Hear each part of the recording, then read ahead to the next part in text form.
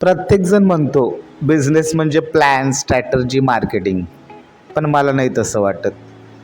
बिझनेसची खरी सुरुवात एक्सेल शीटने नाही तर धाडसाने होते.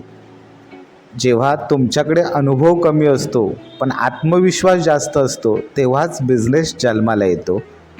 लोकांना वाटतं पहिलं सर्व येऊ दे मग सुरुवात करू.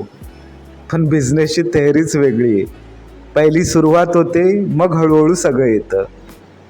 पहिल्या चुका होतात, मग शिकवण येते आणि शेवटी यश येतं.